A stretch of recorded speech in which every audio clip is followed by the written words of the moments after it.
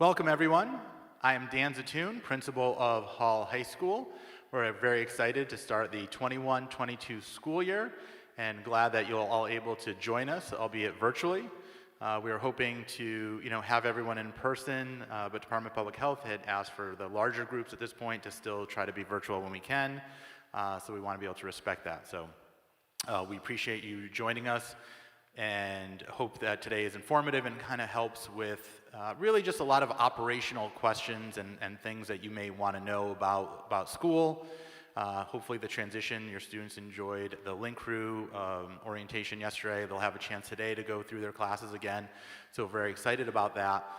But this is really meant for you as parents to get some general information from a lot of the staff here there. So there will be an opportunity to ask questions. So there should be a chat feature there on YouTube. And if you want to go ahead at any time, type in your questions, and then we'll take those at the end of the formal part of the presentation. So with that, just a couple, I would say, general pieces of advice for your children as they start high school. First and foremost, just encourage them to enjoy the journey. I know in high school there could be this pressure for everything to happen in a certain way.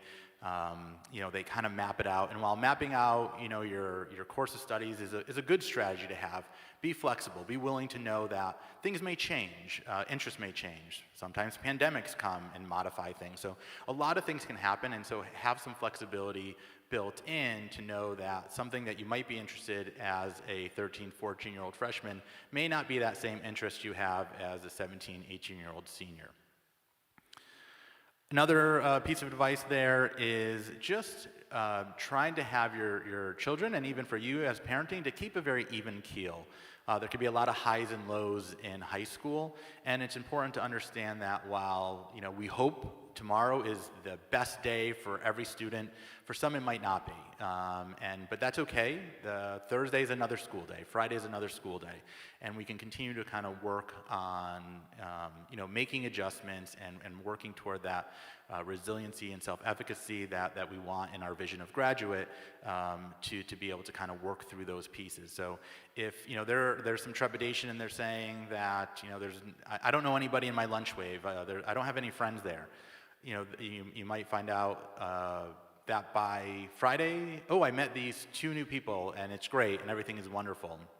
And so, our job as the adults is really just to kind of support them and really kind of help them, give them some strategies to kind of work through and solve some of those problems on their own. And finally, just as a reminder, even though your child's in high school, there's a big continuum from grade 9 to grade 12. And so, we have some seniors who can vote, who are driving cars and stuff, and so that is very different than 13, 14-year-old freshmen. And so you don't have to just say, okay, you're in high school and now you get all of these permissions, you get all these things that you can do. It's still feel free, you can be the parent. You can still say no to your child based on wherever they may be developmentally.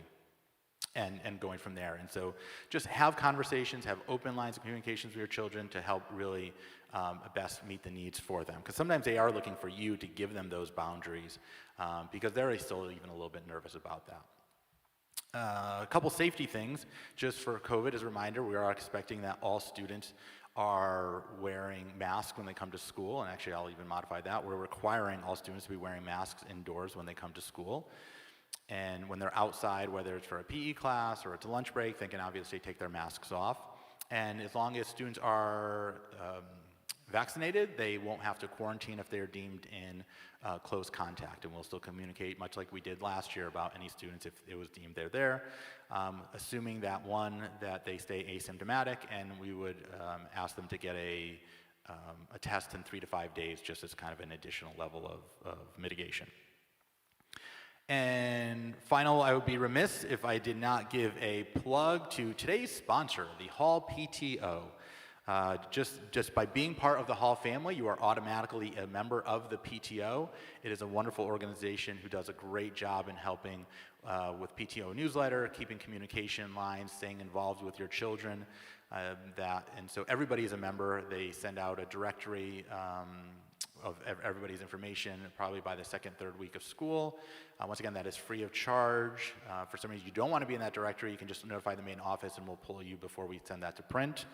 But once again, there's no fee to join the PTO. However, any financial support is appreciated. While you're on YouTube, feel free to click on a new tab and you can go to the Hall website and go to the PTO page, and you can even make a contribution, any amount that you want or you feel comfortable with, through PayPal, or you can send a check to school.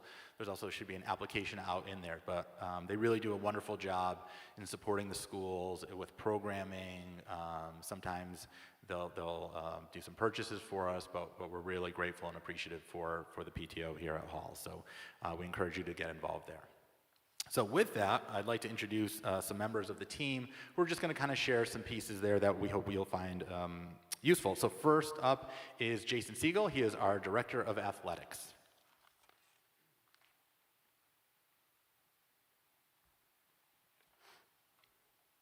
Good morning, everyone. It's a pleasure to be here with you this morning, albeit virtually. My name is Jason Siegel. I'm the Director of Athletics for the West Hartford Public Schools. I just want to take a minute or two to just share some highlights about what in our world of athletics. This year, even though we're still facing with with the COVID pandemic, we are still scheduled to offer our full complement of 29 athletic programs spread out over the course of 3 seasons. We offer 10 sport opportunities this fall. Last spring, the Board of Education had approved in removing the pay-to-play fee, so there is no fee this year for athletic participation, which is a great thing. I will share that in order to participate, folks must register through our online registration system at whathletics.org. What you would need to do is go in and create an account. You would also need to make sure that we have a copy of your student's most up-to-date physical. You would not be able to register if that physical is expired. You can send that to the nurse's office or directly to the athletics office. Although most sports have already started, if your student is interested, I would urge you to look at our website to find that coach's contact information and contact the coach directly. Coaches are still allowing opportunities for students to try out, but I would encourage you to reach out directly to that coach. I would encourage your student to reach out directly to that coach to see if there's still an opportunity for a tryout for that particular sport. In terms of dealing with COVID in the world of athletics, we are following the latest recommendations that are outlined in the CIAC Fall Sports Guidance, which is located on the CIAC website. And we are in constant communication with our local health department, and we are staying up to date on all the latest recommendations. If you have any questions on any of that, by all means, you can reach out to me via email or phone call. I'm happy to talk to you about any question you have and what we're doing in terms of mitigating strategies for COVID. I do want to mention that we do have 2 full-time athletic trainers who are monitoring our practices and games every day, Monday through Saturday. We are very lucky to have them. If you have any questions about your child's injury, they are there as a resource for you, your child, your family. I encourage you to connect with them. Their information is also located on our website. And lastly, for the latest athletic information, I'd encourage you to follow us on social media, on Twitter at Hall WH Athletics and on Instagram at Hall Athletics.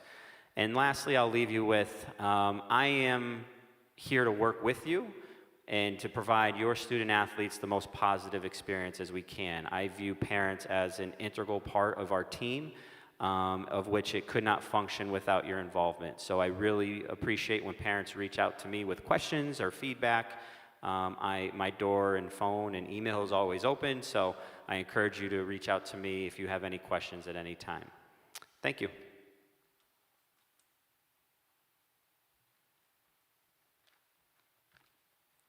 Thanks, Jason. Now we're going to have our security team, Mr. Palmquist, and our school resource officer, Nick Sanford, come up and just talk a little bit about security and also just traffic flow in the morning for dropping off.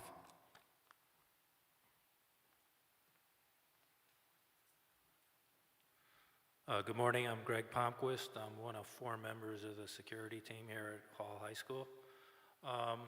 We have a wide diversity of duties here, but basically what we do is we work in conjunction with the administration, pupil services, guidance, and the various departments in the school to make sure things flow smoothly and address any issues that come about. We're in the hallways for transitions between classes and student arrival and student departure. On the topic of student departure and drop-off, I would encourage you to be very careful and aware of your surroundings when you're dropping your students off in the morning. There's a lot of cars as you come through.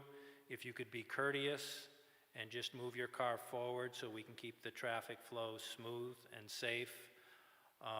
We handle parking permits and the parking situation, so if you have any questions, you can contact and we'll address those issues. Good morning. I'm Officer Nick Sanford. I'm here assigned as the school resource officer as a liaison through the West Hartford Police Department. Just quick background, I grew up in West Hartford. I graduated from Hall High School in 2010, so I am a longtime member of this community. I'm excited to be here starting my 2nd year. My duties include, working alongside the administration, pupil services, guidance counselors to solve any problems that might arise that require some police involvement. But that being said, I'm mostly here as a resource for parents and students. If you have any questions regarding anything that might happen outside of school, inside of school, I'm here. So reach out to us. I work alongside with security. So feel free to reach out to me via email or my office phone, and I'll be there to answer any questions. Thank you.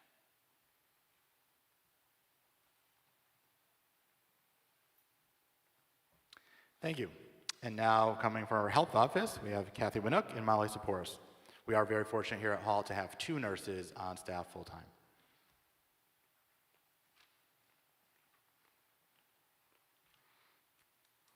Good morning. I'm Kathy Winook, and this is Molly Saporis. We're the nurses here at Hall. We welcome you. We just wanted to let you know a few things, a few procedures. Our information, the health room procedures, medication forms are on the Hall website under nurse. Any child that needs medication in school, we do require a doctor's medication order form. That includes anything over the counter, including Advil, Tylenol, anything like that. That is a district policy that we would need to hold the medication and have the doctor's order, so no student is allowed to carry medication. The only exceptions from that are EpiPens. Students can carry their EpiPens, and we do encourage that, but we do ask that we still get a doctor's order form, and if you have an extra one, to keep one in the nurse's office in case they forget it or don't bring it in their backpack that day. And the other thing is asthma inhalers. Students are allowed to carry those, but again, they would need a doctor's order for that. Let's see, Molly can talk about the physical requirements. So for 10th graders, there is a physical requirement that is required by the state. So those have to be completed prior to entering 11th grade. Sports physicals are also required for any player or student that wants to participate in sports. And you can forward them to us at the nurse's office, or Marianne Seguro is in charge of athletics.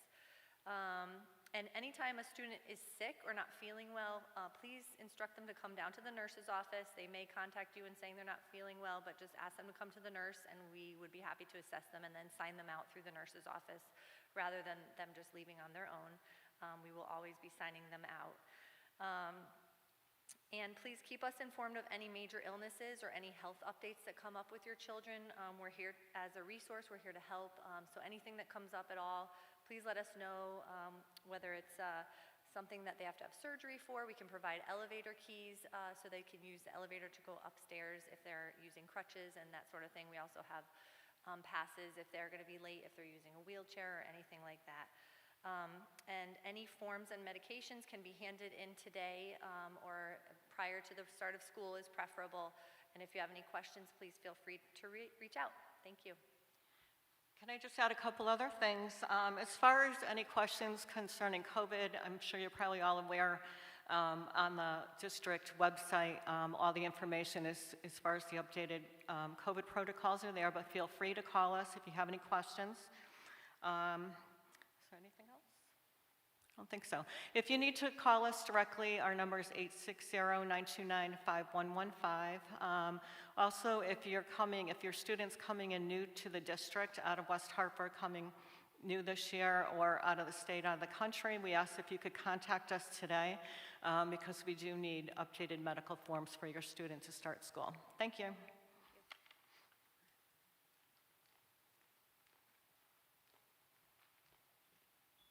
Thanks. Next, we'll have our Department Supervisor for School Counseling, Melanie Thomas.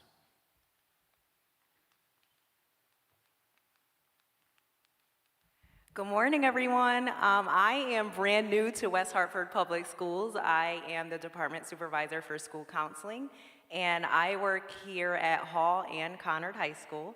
And I'm just going to talk a little bit about the School Counseling Department and what we offer. And I'm going off the top, so hopefully I capture everything. So the primary goal for school counseling is to help you and your students develop a plan for after graduation. Our goal is to help them feel supported in school while they're here throughout their 4 years, but the more important goal is to make sure they're prepared for what life is gonna look like after high school. So in 9th grade, the focus is typically on just getting acclimated to high school. We offer a freshman seminar, and the goal of that is just kind of self-awareness and discovering who you are as you enter high school from middle school.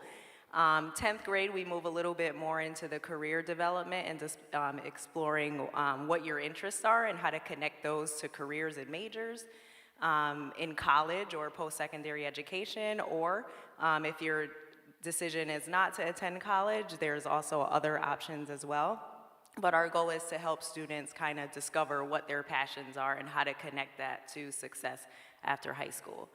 In 11th grade, we kind of get deeper into that career exploration, and then we start to connect those interests to a solid plan. And, you know, we use a variety of tools, including Naviance, College Board, you name it, to help students start to develop those plans.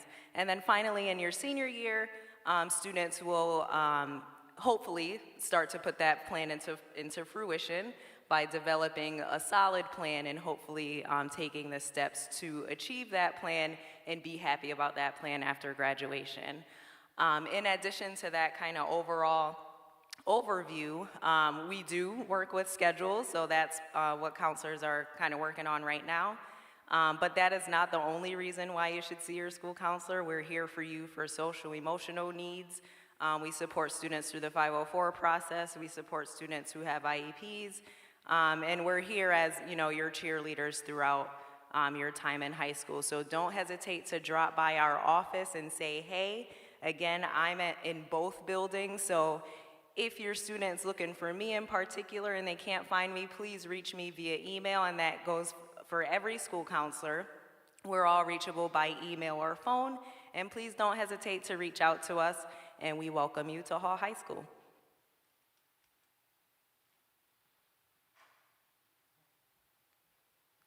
Thanks, Melanie. Now, representing our Pupil Services Department is one of our social workers, Caitlin Merriman.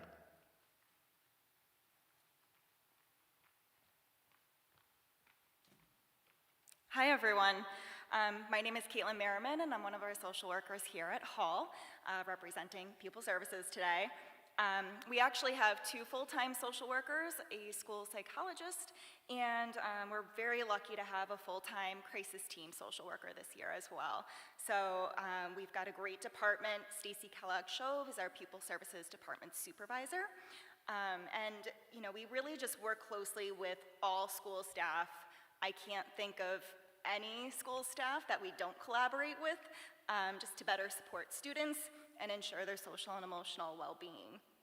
Other services that are under the Pupil Services umbrella include our special education teachers and our paras, OT and PT, speech and language pathologists, our vocational and transition services, and our assistive technology department. So if you have any questions throughout the year, you can reach out to me. My extension is 5120, or our admin assistant, her extension is 5123, and we'll help you. So like I said, we work closely with everybody here. It's always a collaborative approach. So we're really excited to get to know your student and meet them tomorrow. Thank you.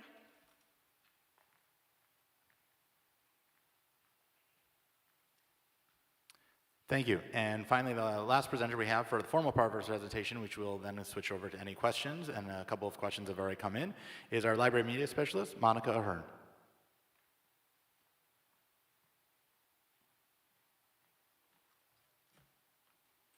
Good morning, everyone. This is actually my 20th year in district. I started off as an English teacher at Sedgwick Middle School and transitioned to Hall 9 years ago. And I am primarily here to help students and teachers with a variety of things. One thing that I do regularly is collaborate with teachers to deliver lessons that help students become ethical users of information, skillful researchers, and technologically literate. So that includes things like learning how to use databases effectively, learning how to select them appropriately depending on what students are doing, how to find reliable resources online and how to evaluate them, and how to ethically use information obtained from sources. So I teach lessons on note-taking and paraphrasing, citing sources, as well as creating footnotes. I also provide one-on-one as well as group research assistance to students. And of course, I help students find books, whether it's for pleasure reading or for projects. You can find all of the library's resources on our website, which is linked to the main page at Hall under Library Media Center. And in addition to all of that, I also host special events. They've looked a little bit different recently. They were online, and we'll see what happens this year. But every year I have an author visit, and I also host a book tasting. Please don't hesitate to get in touch with me via email or via phone if you have any questions at all. Thanks so much, and looking forward to having a great year.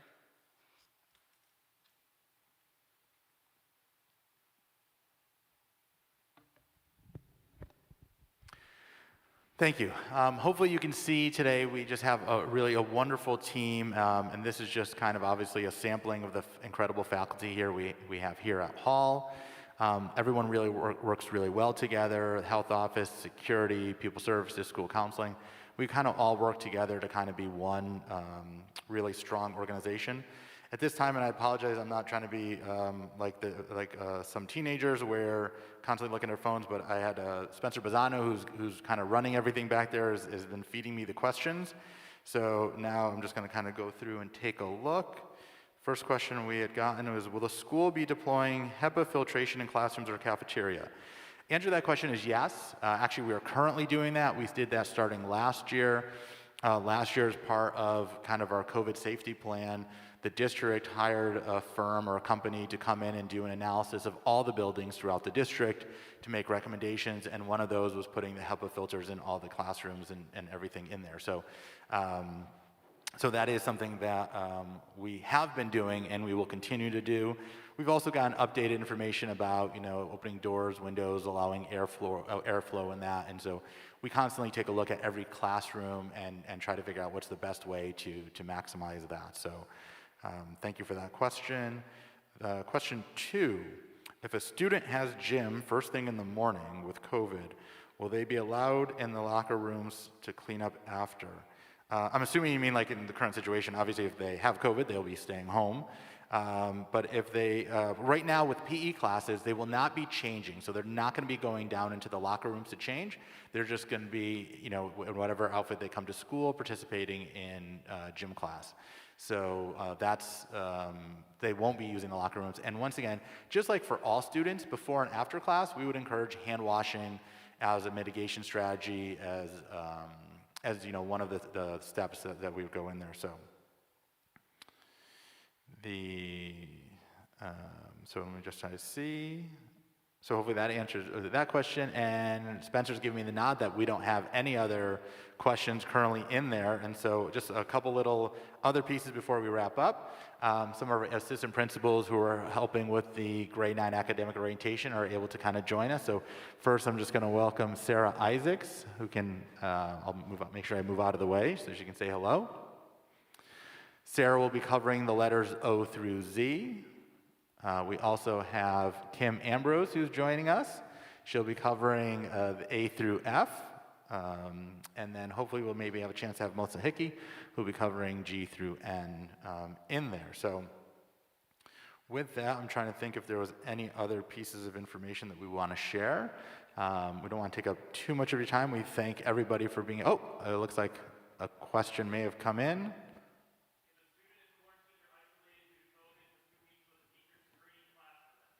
That's actually an excellent question. The question, once again, is if a child is quarantined, will the teacher be able to be streaming? And the answer to that question is yes. And just to expand on that question, because it's an excellent question, that'll really be the only situation. Sorry, we just have the bells ringing for the academic orientation for your students. That'll be the only reason why a teacher will be streaming. So typically, so if a student is there, the teacher will be notified that the student is quarantining, and the teacher will be kind of streaming. It's important to note, though, that this year, because it'll be kind of more of a streaming where they're just going to be, the camera will be on, but last year, while we encouraged teachers to make sure that they were engaging with the students who are online and hybrid and going back and forth, this year it's really going to be just kind of almost a static camera where they're just going to be able to kind of see what's going on in the classroom. So it probably, to be very honest, it probably won't be as robust as it was last year, but it'll still be able to be accessed. But to extend on that, if a student was going to go to visit some colleges out in the Midwest, and they say, hey, well, while I'm traveling, can I stream in? We're not going to allow that this year. Really, it's only for students who are being quarantined, just because, once again, we really want the emphasis to be on the students in the classroom and the instruction that is there. If a student is not feeling well or sick, same thing. What we would say is if a student is not well enough to come to school, what we want them to do is to be resting and recovering and getting themselves better, as opposed to putting additional stress on them by trying to concentrate for class and try to follow along. So once again, so to answer that question, streaming for students who are quarantining, yes. Hold on, I think there's another question, but I think we just had Melissa Hickey just joined us, and so once again, she is the administrator assistant principal through G through N. So at any time, I'll say this, at any time if you want to contact me as a principal, please feel free. Having said that, the 3 assistant principals, I usually call them the tribe principals, because you can reach out to them and they can provide the same level of quality service and be able to answer questions just as easily as I might be able to do it, and you might be able to get a quicker response on there. So, next question.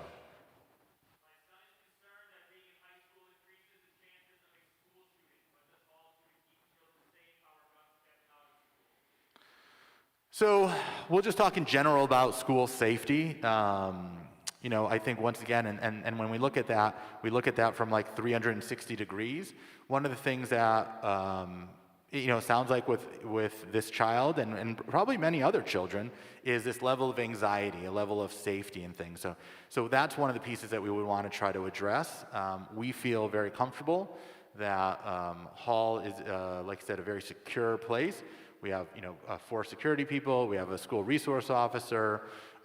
We do our lockdown drills on a regular basis. So there's a lot of things that we do. But a lot of times with anxiety, we also want to look at is, touching base with pupil services, touching base with the school counseling, and making sure we work with any of the children who are feeling this level of anxiety, whether it's about school safety or really anything, to really try to help address that. It is, there's, once again, there's the physical pieces that are there. The reality of the situation is, we can put all the steps in place, but no one can guarantee anything 100%. And so, but we want to do everything we can to create the safest learning environment possible. All of our staff will have IDs to carry around. Visitors all must check in through the main office. Once the school day starts, all the exterior doors are locked, and everybody must come through the main office to kind of check in. We do have a Raptor system checking in, which kind of screens any guests who are coming in. And then once again, a lot of other security cameras throughout the building, and some other kind of pieces that we have in there. So we do take security very seriously. It's a focal point because at the end of the day, that's I always say that's my biggest charge is you're entrusting your most prized thing in your world, your children, to us. And so it is my, my highest expectation is that I return that trust by providing a safe environment while they're here at school. I was looking at Spencer. It looks like we are no more questions in there. All right, with that, I want to thank everybody for your time. Once again, if you have any other questions that come up, you have all the different panelists that you can reach out to. You can reach to me. I can kind of forward it to whoever might need it be if you want a more specific answer. And we're really excited for you to be part of the Hall family and excited to start off an incredible school year. Thank you.